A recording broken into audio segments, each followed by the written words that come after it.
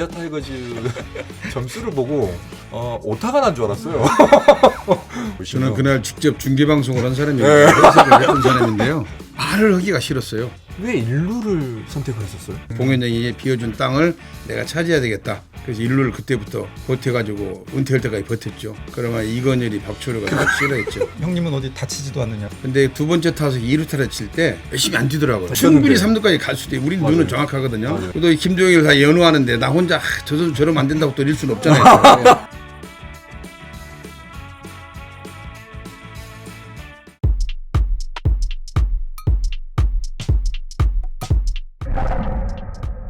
그러면서도 이제 기억에 남는 경기들 과거 거를 찾을 수도 있습니다. 근데 그 중에 하나가 이제 처참할 정도로 진 그런 경기들을 기억을 할 수도 있을 것 같은데 최근에 어디 갔다가 그냥 무심결에 기아 타이거즈 점수를 보고 오타가 난 줄 알았어요. 6대 3인가? 이게 뭐지? 30대 이렇게 돼 있는 거예요. 그래서 그날 경기를 보면서 야 야구가 이럴 수도 있나? 라는 생각이 드는데 좀 물어보고 싶었어요. 오늘 오시면. 저는 그날 직접 중계 방송을 한 사람이에요. 해석을 했던 사람인데요. 말을 하기가 싫었어요. 그런데 중계 방송을 듣던 그 네. 시청자들이 목소리가 힘이 없어도 이해를 하겠다. 이런 정도 이해를 해주시더라고. 너무 어이가 없으니까. 그러니까. 그리고 어떻게 해서 세상에 때리면 그렇게 안타가 나오고 때리면 그렇게 홈런이 나오는지 다 알려주고 치는 연습 경기를 해도 그만큼은 안 할 것이다. 그 시뮬레이션 배팅을 할 때는 가르쳐 주거든요. 지금 오늘 직구 던진다, 변화구 던진다 이렇게 알려주고 연습을 한단 말이에요. 그렇게 해도 그만큼 안 나와요. 그런데 그날 너무나 치면은 빠지고 치면 빠지고 그렇게 코스도 정교하게 빠져서 안타로 만들어지고요.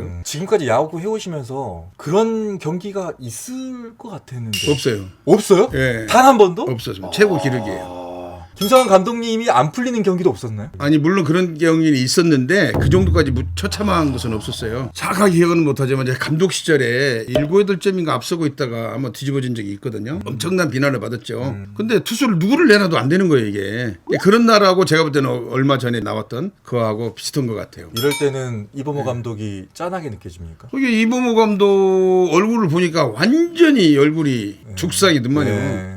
약간 표정이 지든지 이기든지 약간 상기돼 맞아요. 있는 얼굴이었는데 그날은 완전히 이렇게 하고 있더라고. 근데 너무 불쌍한 거야. 그 감독이 무슨 수로 그 해결을 하냐면 그리고 저는 감독을 해봐서 알지만 오늘 이 경기를 지는 건 둘째치고 어떻게 선수들을 아껴가지고 이 오늘 경기를 넘겨야 내일 경기를 할 거 아닙니까? 그렇다고 해서 정혜영이 쓸 거예요? 필승주를 쓸 거냐 이 말이죠. 어쩔 수 없잖아요. 그거 나머지 선수들이 막아줘야 되는데 나오는 사람마다 못 막아주니까 좀 원망스럽더라고요 좀. 비슷한 경기 기억나는 거 있으세요? 저희가 찾은 걸로는 97년에 삼성 라이온스가 LG 트윈스를 27대 5로 네, 이겼더라고요. 그 당시에 뭐 이제 압축 배트 12 막 나오고 막 그랬었죠. 그때 배트 좀 수상하다 그래서 잘라보고 막 그랬을 정도였는데 그보다 더한 경기가 이번에 나온 건데 근데 사실 야구라는 게 참 잔인한 게 그 수건을 던질 수 없잖아요. 맞아요. 수건을 던질 수가 없잖아요. 근데 이제 저는 그 정도 점수 차는 이게 KBO 최초니까 어쩔 수 없지만 매일매일 경험한 적은 있죠. 산미를 응원하던 어린이 의원 시절에.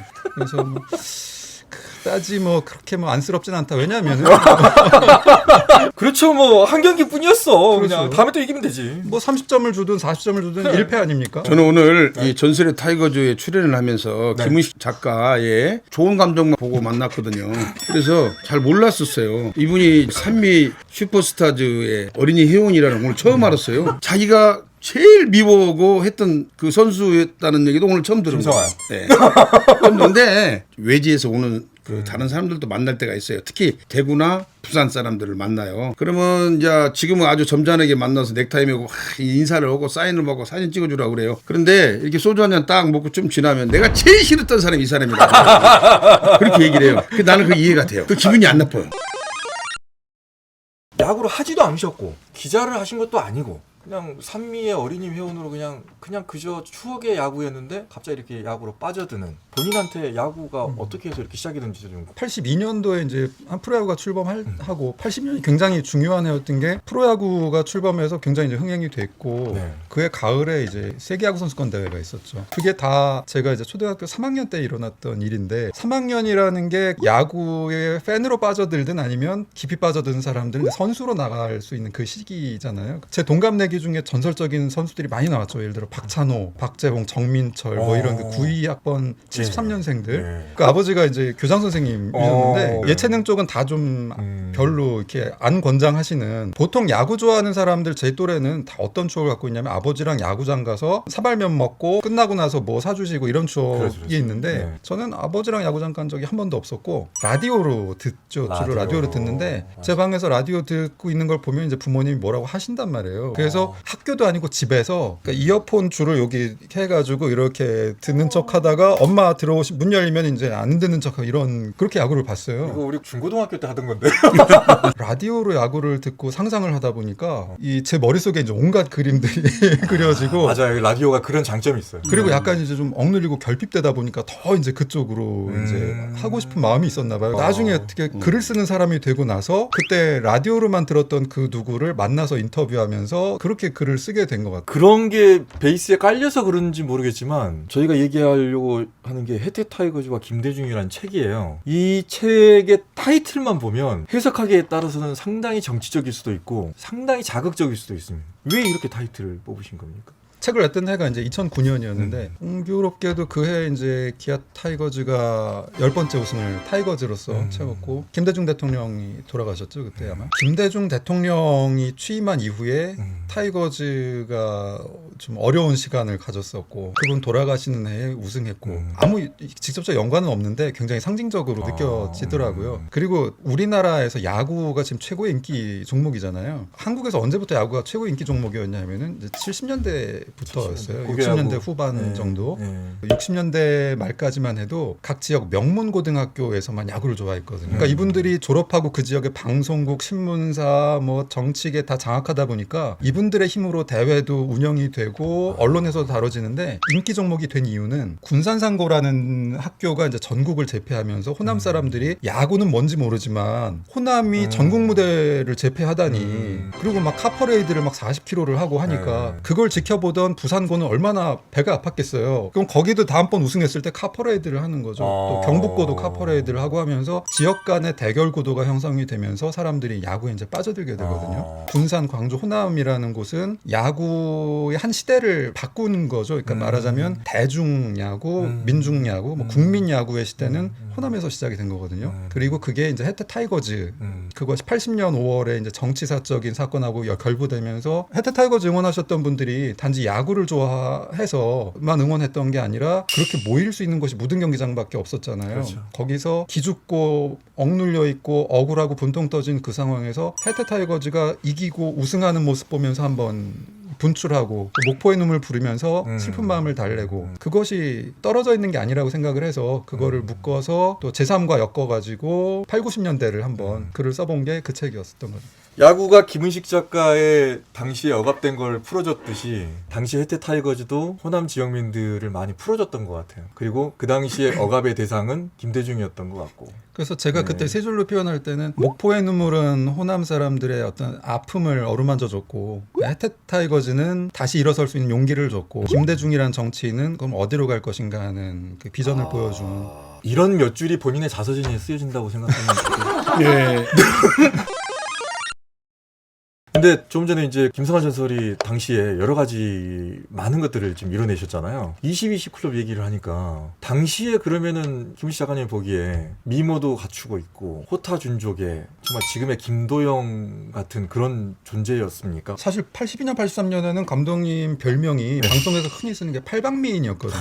근데 그 뒤엔 좀 그게 없어졌어요. 팔방미인이 네. 그때부터 투수를 안 하기 때문에 뜻을 안 하니까. 3루를 하다가 2루도 가고 또 1루도 가고 이제 이러니까 사람들이 이제 소화하지 못하는 포지션이 뭐냐 이런 이야기를 하다 보니까 이제 팔방미인이라는 그 표현을 썼는데 어느 순간에 1루에 이제 정착을 하면서 그다음 투수를 또 안 하니까 그런 게 없어지고 이제 오리공댕이로만 이제 정착을 하게 된 거죠 이제. 갑자기 이거는 질문 안 드린 것 같은데 그러면 왜 일루를 선택을 하셨어요?